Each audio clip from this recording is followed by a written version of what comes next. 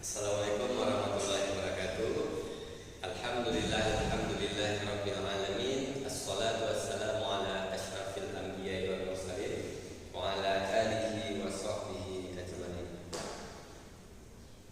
Yang pertama, mari kita mengucapkan puji syukur terhadap kehadiran Allah Subhanahu wa taala yang mana kita bisa hadir pada kesempatan hari ini, yaitu membuat video dalam mengajukan salah satu syarat dari mata kuliah metode penelitian. Baik, selawat dan salam mari kita hadiahkan buat baginda Nabi Muhammad sallallahu alaihi wasallam dengan membacakan Allahumma sholli ala sayyidina Muhammad wa ala alihi wa sahbihi ajmain. Yang saya hormati Ibu dosen mata kuliah metode penelitian, dan selanjutnya saya akan memaparkan seminar proposal saya.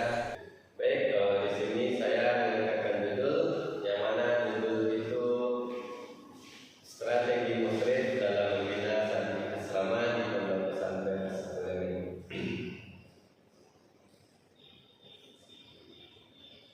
Latar belakangnya yaitu pesantren sebagai lembaga karakter fokus pada pembinaan akhlak, kemandirian, dan disiplin melalui kehidupan bersama.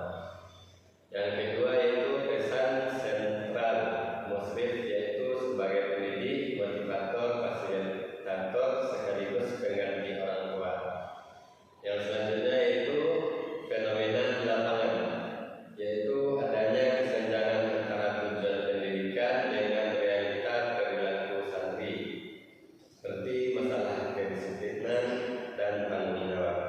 Urgensinya itu pentingnya strategi pembinaan yang efektif untuk mencapai tujuan pendidikan pesantren secara optimal. Identifikasi masalahnya yaitu belum semua santri menunjukkan perubahan perilaku signifikan, masih ditemukan pelanggaran tata tertib dan kurangnya tanggung jawab. Strategi musrid yang diterapkan belum sepenuhnya efektif di lapangan.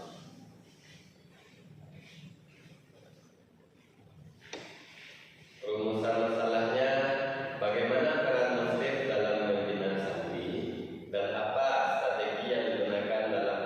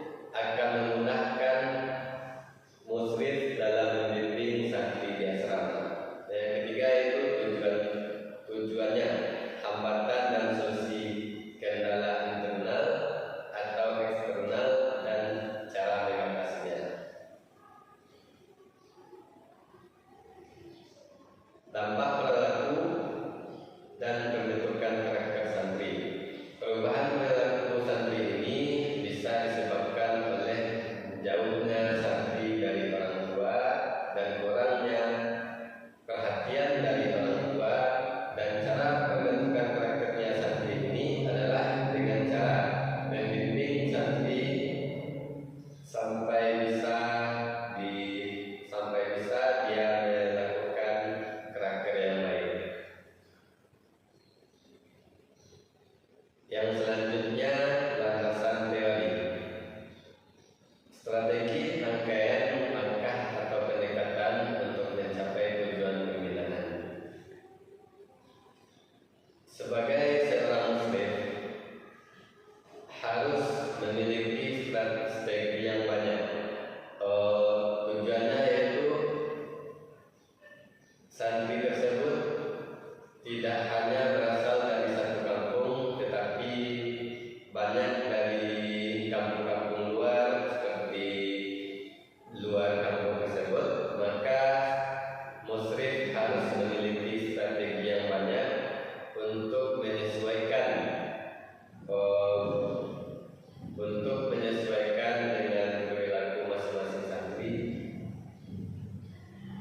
Yang selanjutnya yaitu musyrif sebagai pengawas atau pembimbing yang bertanggung jawab atas kehidupan asrama dan akhlak santri. Musyrif sebagai pengawas dalam sehari-hari baik siang dan malam, musyrif adalah pengawas bagi santri tersebut, karena jika tidak diawasi akan banyak pelanggaran atau aturan yang tidak diperbuat oleh santri tersebut. Maka oleh karena itu musyrif perlu membimbing santri dalam kehidupan sehari-hari, baik itu dalam segi keseharian ataupun dalam segi belajar dan akhlak santri. Yang selanjutnya yaitu pembinaan, upaya rencana untuk membentuk kepribadian santri yang mulia, disiplin dan mandiri. Jadi pembinaan ini harus dilakukan oleh musyrif terhadap santri.